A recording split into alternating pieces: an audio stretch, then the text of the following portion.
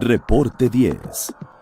Entrevistas y comentarios con los personajes de la política, la economía, la sociedad, la cultura y el deporte que inciden en la vida de quienes habitamos en la península. Reporte 10, conducido por Lilia Arellano, Abelardo Martín y Francisco Rodríguez. Periodistas con 4 décadas de experiencia en prensa, radio y televisión nacionales. Reporte 10. Comenzamos. Buenas tardes, buenas noches. Bienvenidos a otra emisión de Reporte 10. Esta noche, junto con Claudia Rodríguez. Claudia, buenas noches. Muy buenas noches, Francisco. Con Abelardo Martín. Abelardo, muy buenas noches. Buenas noches. Tenemos el gusto de platicar nuevamente con Fernando Coronado. Usted recordará, hace algunas semanas estuvo con nosotros para platicar cuál sería la visión que tienen los millennials, o que tenían los millennials en aquel momento, con respecto a la elección del 1 de julio. Hoy Fernando Coronado regresa para platicarnos, después de que vivimos aquel 1 de julio tan espectacular. Hoy regresa para platicarnos sobre el rol que tendrán los millennials en el próximo sexenio. Fernando, buenas noches, bienvenido. Buenas noches, encantado de estar nuevamente aquí con ustedes platicando de estos temas. Pues ya desde entonces se acertó, ¿no? Sí, nos decía que iban por ahí. Era de los optimistas que decía que pues la ventaja de Andrés Manuel iba a ser contundente, rotunda. Así es. Y esto 3 meses antes del día de la elección. Claro. Sí, de hecho nosotros trabajamos una proyección estadística con nuestros propios números y tomando algunos referentes de encuestas que estaban bien blindadas, bien estructuradas, con una metodología bastante buena, y sobre las mismas clasificamos e hicimos una proyección que le llamamos series de tiempos para nosotros procurar hacer un pronóstico. Nuestro pronóstico fue acertado, pero fue aún abrumadora, mucho más abrumadora la victoria que tuvimos de López Obrador. En aquella época nos decías que no había que creer mucho en las encuestas. No en todas las encuestas. Que venían sí, sesgadas, que tenían truco, etcétera. Pues quiero aclarar eso, sí, efectivamente, no todas las encuestas, hay algunas que pues tienen, digamos, sus procesos más limpios que otras, y sobre todo pues lo que hemos estado debatiendo como empresa disidente de esos temas es que muchas con muestras insuficientes, con metodologías no tan buenas, implicaba, digamos, su proceso cierta cantidad de sesgos que nos daban números distorsionados que no necesariamente se iban a pegar a la realidad. Pero aún así yo creo que los 30 millones de votantes con Andrés Manuel López Obrador, pues yo creo que sí, rebasó cualquier sesgo, ¿no? Sí, que pudiera haber y sobre todo encuesta. En el tema de los millennials, hablando puntualmente, había un porcentaje altísimo de lo que nosotros llamamos voto oculto, que son personas que tenían de repente alguna preferencia política y abiertamente no la querían declarar. ¿Por qué? Porque podrían ser juzgados socialmente, porque a lo mejor en su comunidad sabían que la mayoría tenía otro tipo de preferencias y ellos preferían abstenerse. Había otro porcentaje que también detectamos ya el día de las elecciones, que era de voto volátil, que de repente cuando les aplicaban la encuesta decían Ricardo Anaya, en la siguiente medición Mid, y el día de las elecciones seguramente tuvimos muchos que fue López Obrador. ¿Por qué? Porque no estaban convencidos, porque veían las diferentes propuestas y no tenían, digamos, una preferencia remarcada, como de repente ahora hemos detectado de forma más contundente en la polarización de la sociedad, que tenemos a los PG lovers y a los PG haters, que están confrontados todavía totalmente, ¿no?, con sus posturas. Eso de ocultar un poco la preferencia, lo vimos en un spot del propio partido Morena. Recuerdo que había 2 jóvenes en un sofá acariciándose, y cuando iban a llegar al siguiente paso, ella como que decía, espérame tantito, ¿no? A ver si eres de los haters o de los lovers, ¿no? Claro. Entonces, como que estaban ocultando, no lo manifestaban abiertamente. No lo manifestaban, digamos, detectamos que había una cantidad importante de personas, sobre todo a nivel socioeconómico AB, que digamos son las personas que tienen más de 85,000 pesos de ingresos mensuales familiares, que de repente dentro de su entorno había preferencias a lo mejor de derecha muy remarcadas, y ellos preferían pues abstenerse de decirlo, no porque tuvieran a lo mejor... no porque fueran de izquierda. No porque fueran necesariamente de izquierda, pero sabían que ni iban a convencer a su entorno y ellos tampoco iban a cambiar de opinión, entonces era hasta cierto punto irrelevante estarlo declarando. Discutir, ¿no? Discutirlo. Discutir en puntos totalmente encontrados, ¿no? Ahora, por ejemplo, el caso de Meade, muchas casas encuestadoras lo ponían todavía más por debajo de lo que de forma efectiva estuvo, y lo que pasaba era un efecto totalmente inverso. Había gente que con el gran desprestigio que tiene el PRI como marca, aunque tuviera una preferencia declarada por Meade, no lo quería decir porque se sentía socialmente juzgado. Entonces eso también causaba cierto sesgo. Las casas encuestadoras que se vieron más despiertas, lo que hicieron fue llevar una urna virtual, dar una boleta artificial que se llenara en privado y llenarla con la misma confidencialidad. Nada es más parecido que la realidad misma, entonces ese proceso era mucho más confiable. Nos dividieron en realidad las encuestas, y tú cómo ves este camino para reencontrarnos, Fernando. Pues yo creo que las encuestas, yo me dedico a hacer encuestas, trabajo principalmente en el sector privado dentro de mi empresa. Sin embargo, siempre hemos debatido que todo lo que corresponde a opinión pública debe de ser muy cuidadoso y debe haber una responsabilidad grandísima, sobre todo con los medios de comunicación. ¿Por qué? Porque podemos pasar muy fácil de la libertad de expresión al libertinaje y que de repente se cause especulación en base a resultados electorales. Si hacemos un poco de memoria en las pasadas elecciones de hace 6 años, pues mucha gente dejó de votar porque veían una diferencia tan amplia entre el primer y el segundo lugar, entre Peña Nieto y justamente López Obrador, que ya veían irrelevante ir a las urnas. Decían, yo ya no voy a votar porque ya está decidido. Hay especulación de que así va a ser. O porque no quiero que se burlen de mí, había cosas así. Exactamente. No quiero entrar al juego sucio. No querían entrar al juego sucio y subía el nivel de abstencionismo. Pero también hubo un sesgo a favor de Meade. Tú decías que había uno que lo bajaba mucho.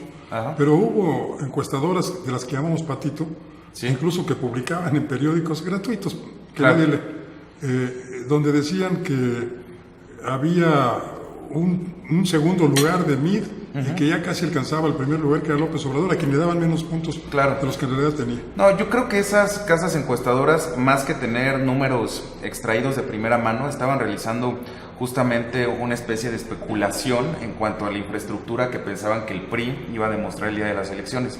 Se la jugaron con esa apuesta de que iba a dar la sorpresa y que precisamente pues nos iba a quedar en segundo lugar, pero no fue así. Sí, que iba a haber una operación ahí que... Bueno, y como la la del hubo, Estado ¿no? de México. Pero la hubo, y aún así creo que la gente, pues el movimiento de la gente fue superior a la movilización que hizo. Fue de verdad el PRI, algo ¿no? histórico, fue algo muy remarcado. Nosotros incluso dentro de los estudios de mercado lo vemos como una especie de fenómeno social. Digo, no lo estamos comparando con un movimiento revolucionario, pero ver tanto nivel de participación como nunca antes y que además fuera tan remarcada la ventaja por un candidato, creo que le da un nivel de legitimidad a este nuevo gobierno altísimo. Y yo creo que eso lo tienen que capitalizar de una forma muy inteligente para no ir perdiendo justamente pues mercado. Nosotros le decimos mercado, pero bueno, adeptos, ¿no? a la ideología. Bueno, si no fue revolucionario, es evolutivo. Yo creo que sí, porque precisamente lo que se vivía, y es algo que nosotros veíamos al día a día en nuestros estudios, es que había un descontento social muy remarcado. Y eso ya se estaba viendo reflejado en movimientos, en protestas, en nuevos grupos que se estaban conformando, cada vez subiéndole más el nivel a la agresividad, a digamos este ambiente que en ningún país queremos. Y yo creo que pasaran las cosas de esta forma, de manera democrática, de manera pacífica, es algo que calmó las aguas, por decirlo de una forma muy coloquial, y que fue bueno para que tuviéramos nosotros pues un proceso limpio y pues legitimidad para el gobierno que ya está a punto de entrar, o ya entró por lo que estamos viendo, ¿no? Ya dobló las manos Sí. el presidente en funciones. Fernando, yo tengo información y creo que así es, que los que votaron en mayor número por Andrés Manuel López Obrador son las personas más informadas, o en este caso con mayor nivel de instrucción, ¿no? Y también las más jóvenes. Así es. ¿Tuvo que ver realmente con esto que nos estás diciendo? ¿Fue de peso específico el que los jóvenes no sé, 18, 30 años, salieran a votar por Andrés Manuel López Obrador? Sí, hay un factor que influyó muchísimo, independientemente del nivel de, información que tenían antes de decidir y de las edades, que fue el descontento que había a raíz del alto nivel de corrupción que se detectó a lo largo de este sexenio. Nosotros analizamos detalladamente la gráfica que conformó a los votantes de López Obrador y vimos que una parte eran justamente los AMLovers, los que llueve, truene o relampaguee iban a votar por él, fieles totalmente a la marca Morena. Y había otro voto, que es el voto anti-PRI, que era un voto justamente de castigo, que era decir, ¿sabes qué? Yo a lo mejor no soy un partidario férreo de este movimiento, pero quiero castigar al gobierno en funciones por la gran cantidad de cosas malas que han hecho y por el descontento que han causado, porque la percepción generalizada, además de que era un gobierno corrupto, es que era ineficiente. Antes lo que decía la población en términos generales con el PRI es, bueno, saben mantener el control, saben gobernar y sí hay corrupción, pero una cosa compensa a la otra. Aquí tuvimos los dos factores negativos muy remarcados y eso hizo que las personas justamente se decidieran por un voto de esta forma. Los jóvenes tradicionalmente se abstienen. Sí. Son muy abstencionistas. Sí. Pero en esta ocasión, ¿qué porcentaje de lo que tú llamas millennials, de lo que se ha categorizado como millennials, fue el que votó por López Obrador? Tenemos registrado que al menos un 30% de la población flotante fue millennial. Es muy difícil tener la cifra exacta porque la clasificación de millennials varía a nivel internacional. Muchos estudiosos nos dicen que son las personas que sencillamente nacieron entre los 80s y los 90s, que pasaron ese lapso. Sin embargo, es una generación digital que ha pasado ciertos procesos tecnológicos y en base a eso se clasifican como parte de este grupo o no. Nosotros, por ejemplo, en el estudio que les presentamos, aplicamos dos filtros, además del tema de las edades. El primero era que hubieran vivido este proceso de transición entre el teléfono tradicional, el fijo, el que le dábamos vuelta con que muchos con no el dedo, saben cómo hacerlo. Que muchos ahora no saben ni cómo hacerlo, que lo ven como algo para museo.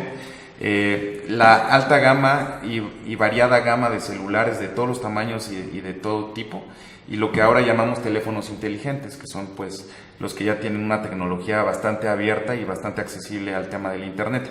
El otro filtro era que hubieran pasado del formato beta VHS, uno u otro, al formato de DVD, luego Blu-ray y finalmente tecnologías innovadoras como Netflix y otras plataformas digitales. Si vivieron esos dos procesos y están entre el rango de edades, eran candidatos a contestar nuestra encuesta. Así que yo podría ser millennial, pero yo viví toda esa etapa. Si estuviste entre las edades, entre los 80s y los 90s, No, como sí, Yo mencionas. ya estaba entre los 80 y los 90 años.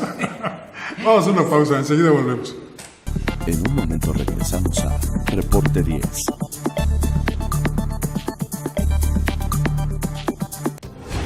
Las cosas que queremos, los proyectos que empiezan, las ilusiones concretadas, necesitan una asesoría legal y una base concreta. Notaría 64. Respaldamos tus actos legalmente. Para heredarles un mejor lugar para vivir a las presentes y futuras generaciones de isleños, el gobierno municipal promueve el desarrollo sustentable de Isla Mujeres. De esta manera, por medio del eje rector Isla Mujeres ordenada y responsable con el medio ambiente, se mitiga el impacto a la ecología, mejorando servicios como la recolección de basura y se promueve entre los ciudadanos la cultura del reciclaje. Hoy, gobierno y sociedad suman esfuerzos haciendo futuro por un mejor Isla Mujeres.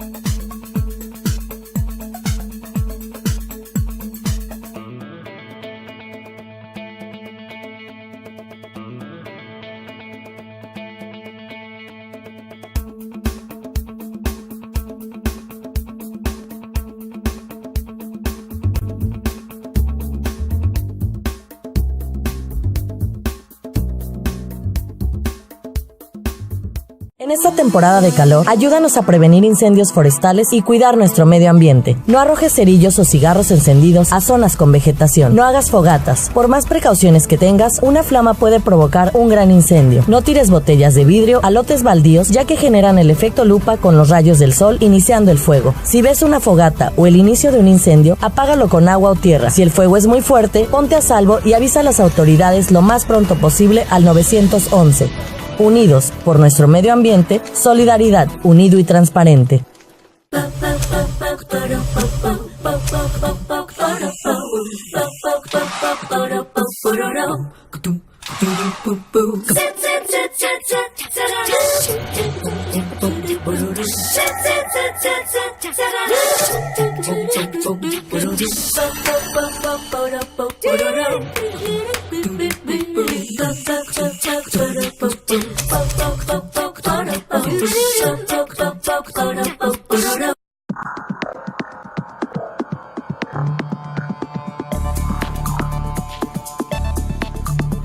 Regresamos con Fernando Coronado, quien es especialista en asuntos de mercadotecnia, de memotecnia, pues todo lo que tiene que ver con las encuestas, con los análisis de opinión pública.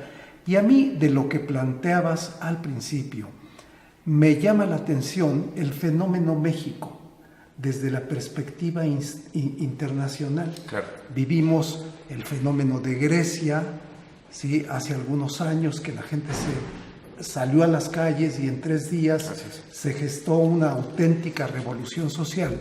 En este momento, ¿cómo estamos siendo vistos desde el extranjero en términos de opinión pública, de elecciones, de votaciones?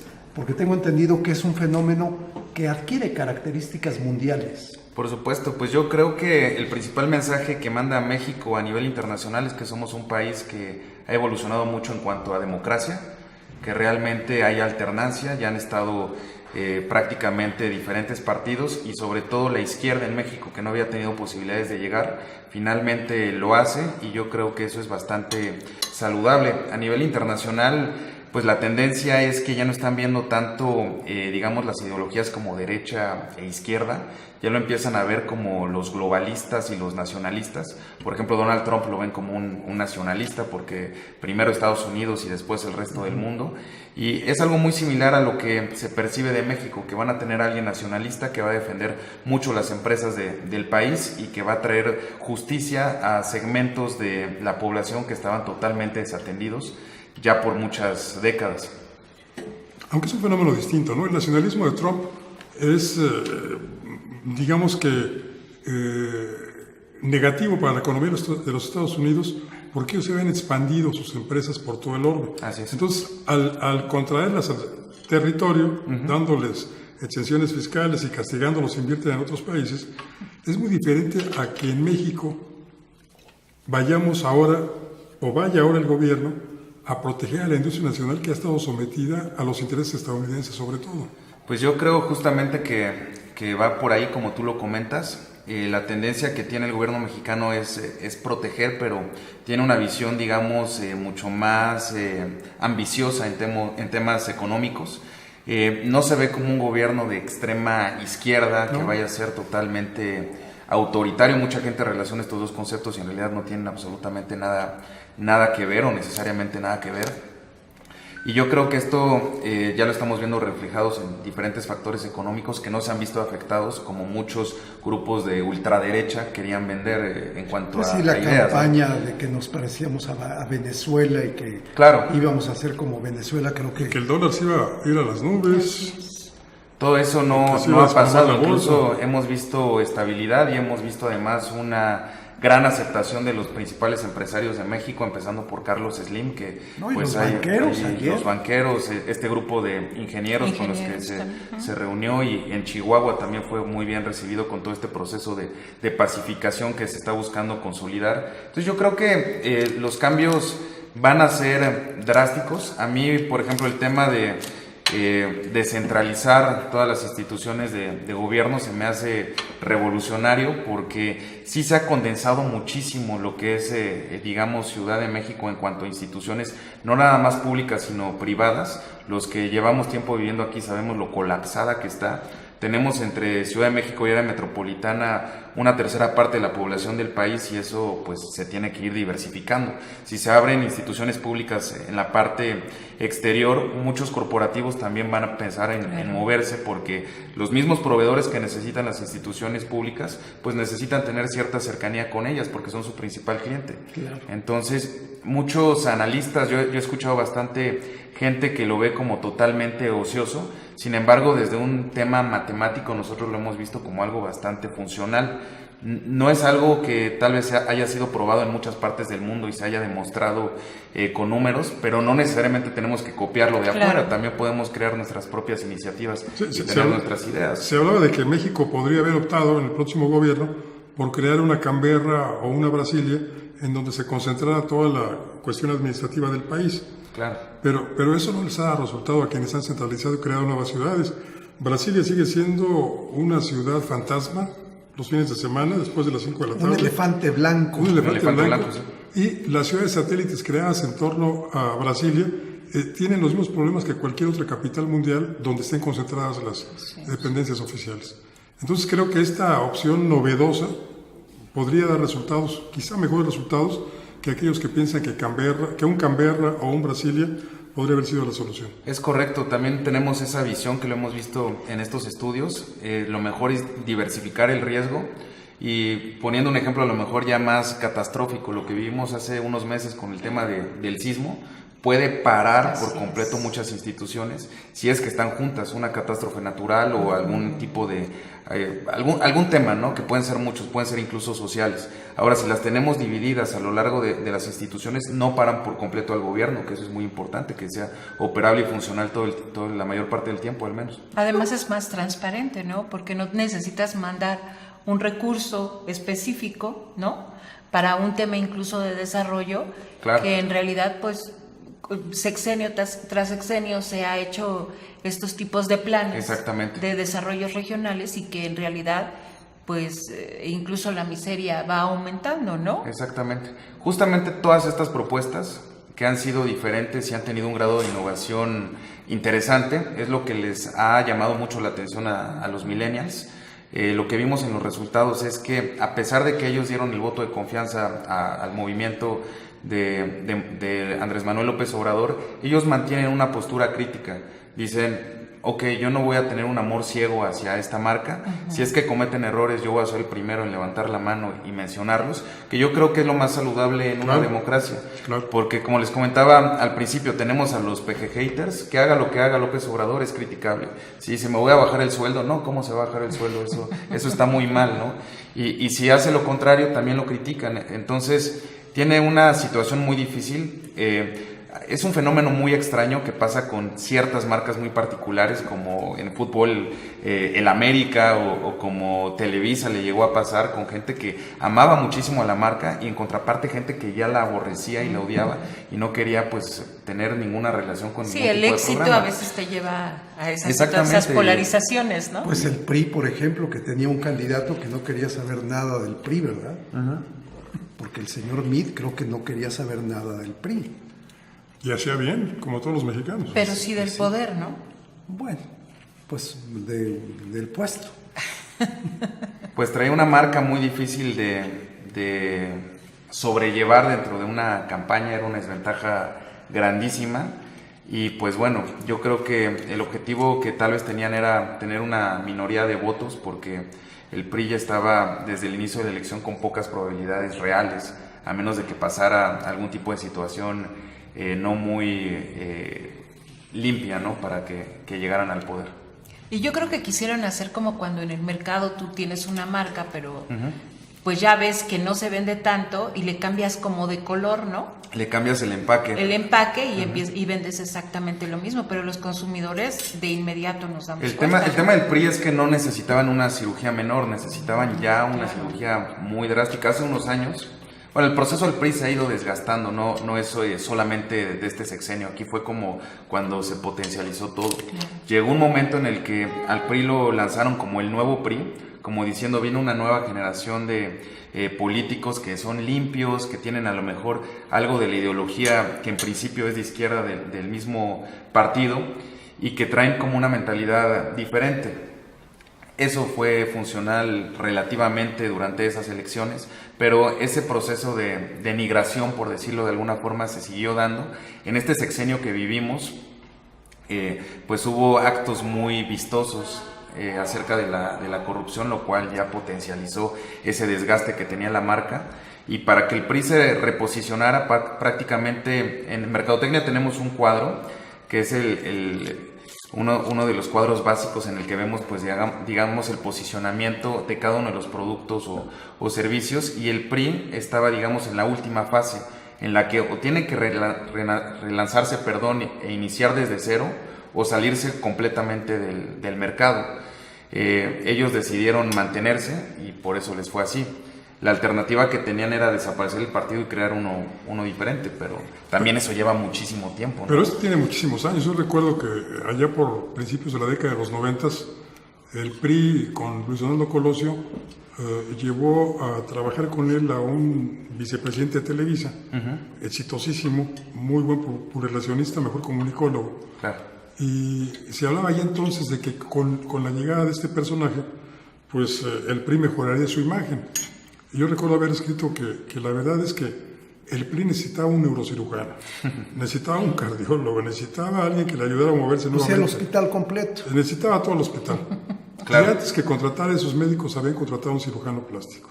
Así es. ¿No? Y eso fue lo que sucedió.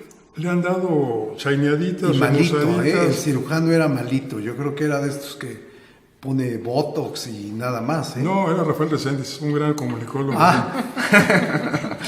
y un gran relacionista. Vamos a hacer una pequeña pausa, enseguida volvemos. En un momento regresamos a Reporte 10.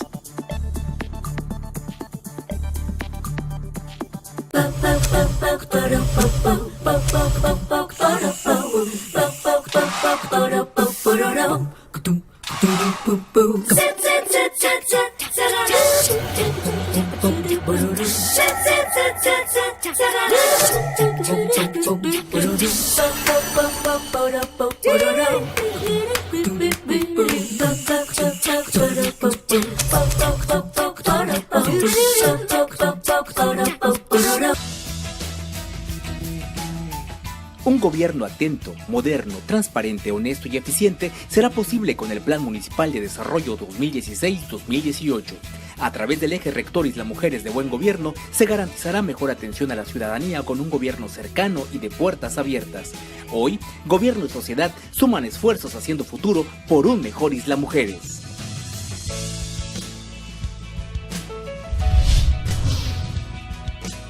En esta temporada de calor, ayúdanos a prevenir incendios forestales y cuidar nuestro medio ambiente. No arrojes cerillos o cigarros encendidos a zonas con vegetación. No hagas fogatas. Por más precauciones que tengas, una flama puede provocar un gran incendio. No tires botellas de vidrio a lotes baldíos, ya que generan el efecto lupa con los rayos del sol iniciando el fuego. Si ves una fogata o el inicio de un incendio, apágalo con agua o tierra. Si el fuego es muy fuerte, ponte a salvo y avisa a las autoridades lo más pronto posible al 911. Unidos por nuestro medio ambiente, solidaridad, unido y transparente.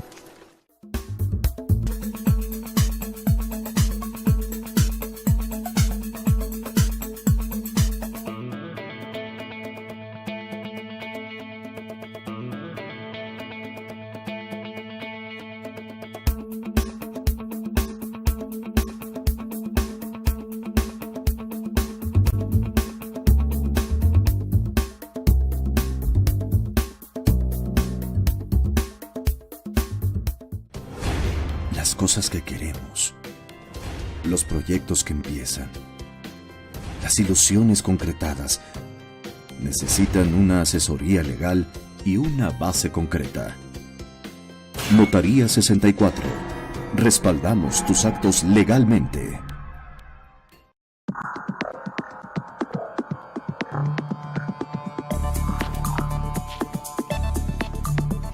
Regresamos a Reporte 10, hoy con la presencia de Fernando Coronado, que nos ha estado, bueno, pues haciendo este recuento de cuál fue el papel de los millennials antes y el mismo día de la elección. Así es. Pero Fernando, ¿tú cómo ves, cuál es la medición que tienen ustedes de cuál será ahora la tarea, cómo se van a desempeñar los millennials ante pues el gobierno de Andrés Manuel López Obrador? Justamente, hicimos este estudio en 2 etapas, una cuantitativa que fueron encuestas y una cualitativa que fueron focus groups.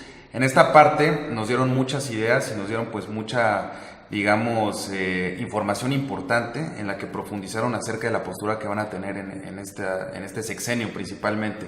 Una de las cosas que nos llamó mucho la atención, que hasta nos gustó como para trabajarlo y hacerle un eslogan, fue una frase que nos dijo uno de los chavos, que una persona crítica que no hace autocrítica se vuelve altamente criticable, haciendo alusión de que tiene que ser pues la postura que asume el gobierno, pero también la ciudadanía en cuanto a aplaudir lo que está bien por parte de las acciones en todos los poderes y pues también criticar las cosas que no están tan bien, porque digo, no hay gobierno perfecto, pero tampoco hay gobierno totalmente imperfecto como muchos lo quieren dibujar ahora, ¿no? Casi lo logramos en esta época que estamos cerrando afortunadamente. Entonces, pues bueno, una de las vertientes y algo en lo que nos ponen bastante énfasis los millennials es que ellos quieren ser activos todo el tiempo, dar sus opiniones constantemente, pero no con los medios de comunicación tradicionales. Ellos ven el camino ideal a través de las redes sociales. Muchos dicen que quieren iniciar incluso su vida pública a través de lograr un posicionamiento bueno y convirtiéndose en influencers, como ya han visto que muchos lo han logrado. Lo vieron en tan solo unos meses en esta campaña, gente que nadie la conocía y ahora está posicionada muy bien y que empezó a lo mejor en Twitter, en Facebook, en algunas redes de este tipo y ahora incluso están en televisión, en radio y en otros medios. Ya está en el equipo de Andrés Manuel. Sí, hasta en el equipo de los partidos políticos, que bueno, Morena ahora es el gran monstruo, el gran partido político, y ahora todos los demás se fragmentaron y todos son pequeños. Aquí hubo una opinión que nos llamó mucho la atención, de dónde iba a venir, de qué parte vendría la oposición ahora, porque muchos decían, bueno, si es de los partidos chiquitos, lo vemos como un ave fénix que va a salir de las cenizas, porque la verdad es que terminaron pues muy desgastados. Al que le ven mayor expectativa es justo al PAN, porque es, digamos, la contraparte en teoría de lo que representa Morena, es lo más parecido a la extrema derecha. Y otros nos decían que no, que iban a terminar pues fragmentándose, iban a ser como pequeños fantasmas estos partidos y que la verdadera nueva oposición iba a nacer como un caballo de Troya dentro de Morena. Esta situación la veían porque hay una extrema derecha de la gente, por ejemplo, del PS en Morena, y tenemos a los radicales de izquierda más pronunciados. Tatiana Cloutier enfrentándose a Bartlett. Pues sí, ese es Bartlett yo creo que es una figura muy polémica, que las dos extremas, digamos, los dos extremos están como, les causa un poco de ruido desde la percepción que nos dieron. Y más que a Bartlett, yo creo que a alguien que se ha soslayado mucho, a Germán Martínez, ¿no? Que él sí representa la ultraderecha dentro del equipo de Andrés Manuel López Obrador. Es correcto, y eso la verdad no le va a gustar a todos los grupos, que bueno, yo creo que fue parte del costo político que tuvo para llegar al poder. Y pues finalmente yo creo que es un político, en mi percepción personal, digo, independientemente de los datos que vimos, que tiene muy buenas intenciones, sin embargo puede tener muchas trabas si es que estos compromisos no lo dejan pues ir avanzando en cuanto a la gestión. ¿En qué porcentaje ven los millennials que la oposición venga dentro del propio equipo de López Obrador? Está dividida a la mitad justamente. El focus group tuvo 10 participantes, 5 nos dijo que dentro del mismo equipo y 5 dentro que va a ser por fuera. Entonces está totalmente dividido. El focus group es totalmente cualitativo, ahí no podemos hacer una inferencia, digamos, una inferencia estadística para saber qué está pasando en la población. Esto pues fue como para profundizar más y nos gustó mucho las alusiones que fueron haciéndonos de forma espontánea, pues con personajes mitológicos, y incluso nos decían por ahí que veían a Morena como una hidra, como un monstruo de 1000 cabezas, por toda esta variedad de ideologías que la conformaban a partir de esta victoria que tuvieron, y otros nos decían que es un monstruo de una sola cabeza, porque hay una codependencia entre todos los elementos que la conforman en un solo personaje, y si no existiera ese personaje, pues habría un caos total, ¿no? Sí, porque va a ser el presidente, el líder del partido. También, bueno, pues digamos, el líder de las cámaras federales y también pues de muchos congresos locales. Y con locales, una influencia grandísima en las gubernaturas e incluso en algunas presidencias municipales. Yo creo que va a haber, ese personaje va a acaparar muchísimo. Pues depende de dónde queramos ver la construcción de esa oposición, ¿no? Porque si lo vemos en el Congreso, pues en el Congreso Morena tiene mayoría. Por supuesto. Prácticamente absoluta. Más las alianzas que ya de hecho se están construyendo con los legisladores del PES, incluidos también muchos del PRD y hasta uno que otro del PAN. Claro. Y priistas, yo creo que priistas se van a sumar los priistas. Pero yo iba a lo siguiente, quizá siguiendo la línea de análisis de los millennials, la verdadera oposición va a estar en las redes sociales, ¿no? Ahí se puede construir el equilibrio del poder político o del gobierno. Yo creo que por supuesto va a tener un papel preponderante toda la actividad que se lleva a cabo en las redes sociales. Es muy importante justamente los contenidos que vayan generando tanto los millennials como los influencers para justamente hacer presión al gobierno. O como el gobierno como actor de las redes sociales. Como actor de las redes sociales. No en publicidad. Que en la campaña lo hicieron bastante bien, de hecho, porque fueron gran parte de que lograran capitalizar, digamos, todo este descontento fue toda la interacción que tuvieron desde el principio. Por ejemplo, Tatiana, que la mencionaban como coordinadora de campaña, fue pues una estrella en eso. La verdad es que estuvo de verdad de una forma muy dinámica, dando respuestas en la madrugada.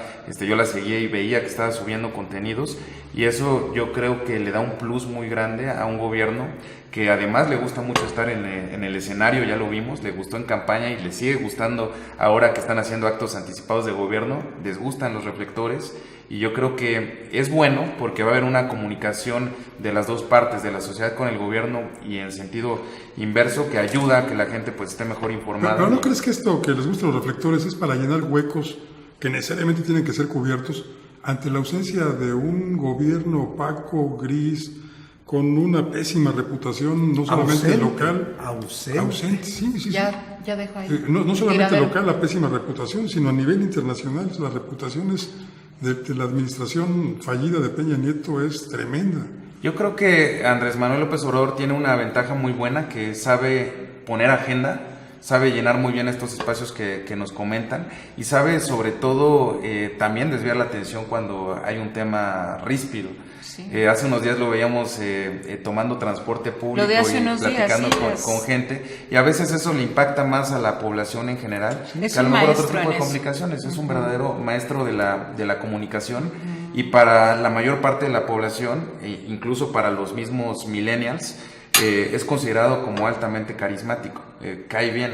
Incluso para los que son anti-López Obradoristas, yo creo que... ¿no? Así es, sí. Esta comparación que hizo el diario Reforma, ¿verdad? Hace unos días, en donde el presidente Enrique Peña Nieto viajaba en el avión presidencial, su familia comía, desayunaba, degustaba en un restaurante parisino, y custodiada la familia por el Estado Mayor Presidencial, y Andrés Manuel, bueno, pues hasta creo que fue bien recibido por el piloto, ¿no? El piloto de una línea aérea de bajo costo, y él mismo pues jalando su maletita, ¿no? O sea, esto creo que a todo mundo le gusta, ¿no? Claro. Hayas o no votado por él, es incómodo porque esté él. Estas cosas a todo mundo le gustan, ¿no? Por supuesto. Pero yo sí tengo una duda grande con este asunto de las redes sociales. Tal vez nosotros, porque estemos muy empapados, tenemos que estar también pues viendo todas las rutas de la información, incluso nos gusten o no nos gusten, cuál sea la decantación de la misma. Correcto. Pues estamos dentro de las redes sociales. Pero yo te quiero preguntar, Fernando, más allá de los millennials, la gente mayor, ¿en qué proporción o cómo ves tú si realmente se acerca a las redes sociales. Porque mira, yo por tiempo te voy a decir una cosa. Claro que me acerco a las redes sociales, claro. A veces le estoy robando tiempo en la noche, ¿no? Algo que te dicen que es muy malo para la salud. Pero si no puedo, en el automóvil voy cambiando noticieros, en casa pongo un noticiero o un programa de opinión en televisión mientras estoy haciendo otras cosas, incluso estoy estudiando, repasando, escribiendo. Pero ¿cuál es el verdadero ámbito de influencia de las redes sociales a nivel etario? En estos momentos en México 6 de cada 10 personas es usuario web y sobre eso tendremos que ver el desglose de cuántos utilizan redes sociales. Lo que hemos visto es que en la pirámide poblacional, entre más jóvenes la gente, evidentemente tiene más familiaridad con estas redes, van creciendo con ellas. La gente, digamos, que va pasando los 40, 50 años, empieza a usar limitadas redes sociales. Y para los que nacimos justamente en esta generación que les platicamos de los millennials, ya también nos cuesta trabajo ir integrando las nuevas que van saliendo. De repente agarramos una, agarramos otra, nos cansa, hay poca continuidad y al final lo que hemos nosotros detectado es que en promedio la gente está utilizando 3 o 4 redes. La principal que se utiliza es Facebook, pero justamente está muy fragmentado, no es la inmensa mayoría. El efecto que tienen las redes sociales es que cuando algo se hace realmente viral dentro de la misma plataforma, de rebote llega al medio tradicional, llega a radio, llega a televisión y entonces se hace masivo. No sé si se acuerdan el caso de la niña de 15 años que organizaron sus papás sí, la boda. Todo empezó en redes, un grupo que hicieron en Facebook y de repente... Sí, ¿no? En San Luis Potosí. En Rubí, sí, Rubí, en San Luis Rubí, y justamente la vimos en medios masivos ahí después. Ahí estuvimos todos en la fiesta. Ahí estuvimos festejando. No te vimos, Fernando. Estábamos en otra mesa. Yo traigo hasta Itacate. Fernando, pues como siempre ha sido un gran gusto platicar contigo. Gusto mío. Nos has dado muchas pistas también para nuestro trabajo como informadores. Gracias. Pero sobre todo creo que a nuestro auditorio le satisface mucho escuchar que haya voces como la tuya que están pendientes de lo que está sucediendo en nuestro país desde un punto de vista novedoso. Pues muchas gracias a ustedes por el tiempo y nuevamente por la invitación y espero verlos muy pronto. Claro que sí. Bueno. Claudia Rodríguez, gracias. Buenas noches. Claudia. Gracias, Francisco. Gracias, Fernando. Abelardo. Gracias. Abelardo, Muchas gracias. Al contrario, gracias. Nuevamente, Muchas Fernando, gracias. Buenas noches. Y gracias a usted que nos acompañó. Lo invito para que la próxima ocasión, dentro de una semana, esté con nosotros en otro Reporte 10. Soy Francisco Rodríguez, le agradezco su atención y lo invito para que esta semana, la otra también, nos acompañe aquí. Y le deseo mientras tanto buenas gracias y muchas noches. Ahora tiene usted a la mano más herramientas informativas para que emita su propia opinión. Comuníquese con nosotros. Aporte sus comentarios y sugerencias a los correos y redes sociales que aparecen en su pantalla. Mientras, le invitamos a sintonizar Reporte 10 la próxima semana, a la misma hora, por esta señal que siempre va contigo.